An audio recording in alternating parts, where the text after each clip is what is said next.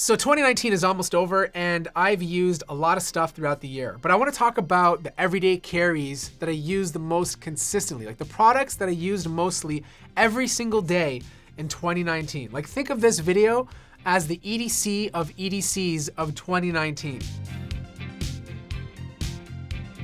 I'm gonna start with laptops because they're the most passionate product to me. Stop that light.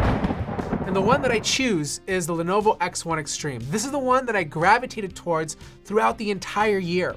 It was solid in terms of form factor. Like you could literally spill water on this and it wouldn't break. Tons of I/O, which means I never had to carry a dongle. Decent battery life, but could be better. It had a small power supply, which was great for traveling. And it has the best keyboard experience, or one of the best keyboard experiences you're ever gonna get on a laptop. Now, I did buy a MacBook Pro 16, and I've been using it recently. I do love it, and I'm gonna use it going into 2020, but I'm not 100% sure yet if I'm going to stick with it. The next product that I fell in love with was the Razer Viper Ultimate. This came out of nowhere, and it totally took me by surprise, because it's a mouse. Like, how good can a mouse possibly be?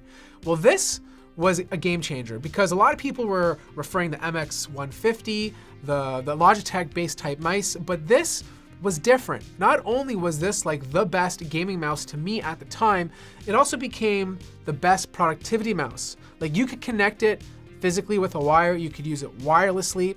The fact that it's just ridiculously light. Like you need to feel this mouse and use it for yourself to see what I'm talking about.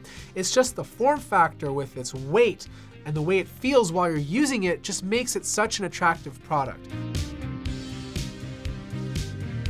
Now for audio, it came down to a few different pairs. For gaming specifically, I use the Corsair Virtuoso wireless headset. I just like the fact that it's super versatile.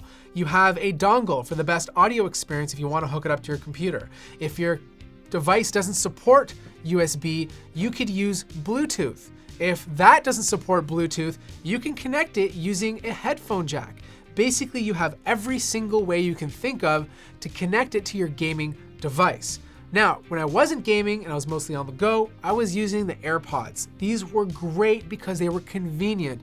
They didn't have the best sound, and there's tons of other headphones that do a better job in that department, but it was small, it was portable. I could leave them in my ear for hours and not feel it. It was just a very convenient sound experience. Now, eventually, I upgraded to the AirPods Pro, and I never use the AirPods anymore because this does the exact same thing, plus active noise cancellation. And trust me, having active noise cancellation is such a great feature in a small device. Like you have that ability to shut the world off around you at any given time. Now, when I'm on a plane, I mostly use the Jabra 85Hs because sometimes I do need a headphone jack to connect it to the monitor in the plane, but it's also just more comfortable. Like you get a better sound experience, you have insane battery life, and I find these may not be as good as the Sony's or Bose QC35s in terms of sound, but I think for the price, they offer great value.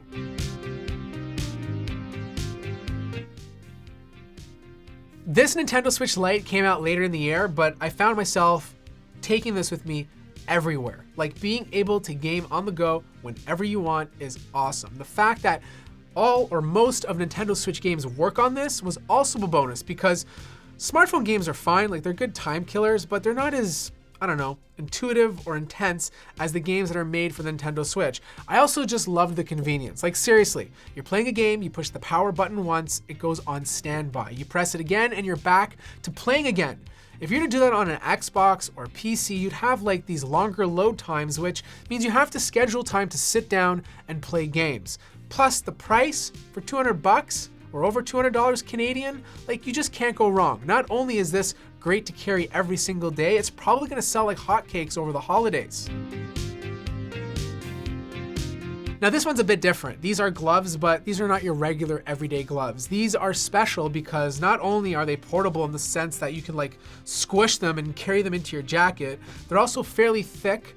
So it's great for cold weather. Like me, I live in Toronto, it gets cold here over the winter. But the reason why I carry these is because of this side of the gloves. This texture on here allows you to use your smartphone, which means when you're outdoors in the -10 or -20 degree weather, you don't have to take off your gloves to use your phone because these gloves will allow you to use the touchscreen.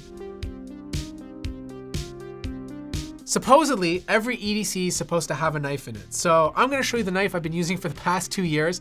I bought this literally for like $20 or $25 off of Amazon. It's by a company called Tack Life. Like, I'm pretty sure this is for fish, but this is what I use to unbox things and cut things when I need a knife. For external drives, for the past couple of years, I was mostly using the Angelbird PKT XT drive. Like, this is a very well-made, well-constructed drive.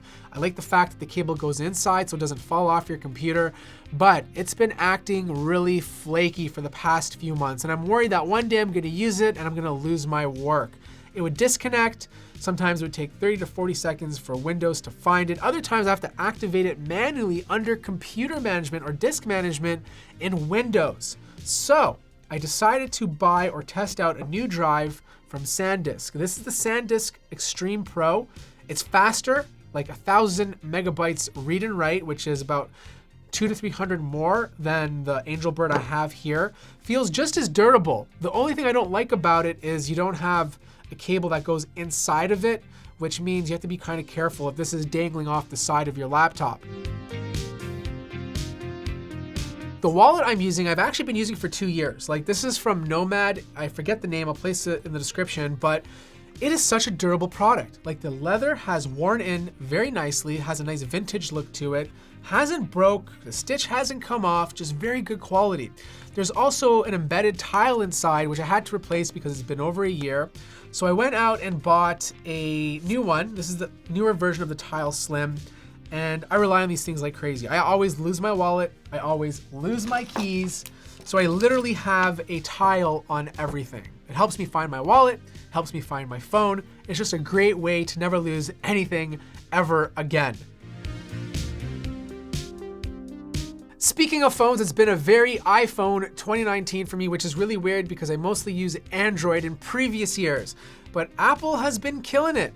I was using the iPhone XS, recently the iPhone 11 Pro, and because I love the Apple Watch, it's one of the only devices that it will work with. I'd love to use Android phones again, but there's really not too many great smartwatches out there on the Android side of things. I'm hoping that changes soon, but right now the best smartwatch you can buy is the Apple Watch. Now, for about 3 months or so, I was strictly using the Galaxy S10 Plus. This is the ceramic edition. This just had a better feel and heft compared to the regular Galaxy S10 Plus. And it was just such a solid, and still is such a solid phone. Beautiful display, great camera, great battery life, basically everything you want in a smartphone. And I still recommend this device over the Note 10 Plus to most people because it still has the headphone jack. Cheaper, like you can buy this for $999, which is like $600 less than $1,600 when the ceramic edition first came out. And I just think this is better value than the Note 10 Plus because most people just don't use the S Pen. And finally, the bags of choice. The first one is the Air Tech Pack. I've been using this for 2 years. Like, I don't believe in just switching bags because something new comes out. You know, look, there's some scratches on it. I have some white dust or dirt, but I like it. It's just simple and clean. It's like a nice black look. It has all the pockets I need. I can fit a 15, sometimes 17-inch laptop in here. It has an easy access pocket on the top, which I like because it allows me to store like my wallet and stuff. It's just a great bag for everyday use. Now, when I'm taking my camera gear on the road, I use the Peak Design. It's a great bag, one of my favorites. I still think there's better products out there, but again, this too, like, carries a lot. Like, by the time I have everything in there, this is over, I don't know, 25 pounds, and nothing's ripped, nothing's broke. It fits everything, even though it's kind of tight, and I just haven't had any issues with it. And why replace something that's very reliable? So anyways, that wraps up my EDC of 2019, all the things that I consistently use throughout the year the most. If you're interested in any of them, I'll place links in the description down below. I'm excited for 2020. I'm hoping for some great new products. Happy holidays, everybody. I hope you enjoy your time off. Like the video if you liked it, subscribe if you haven't already, and I'll see you guys in the next video.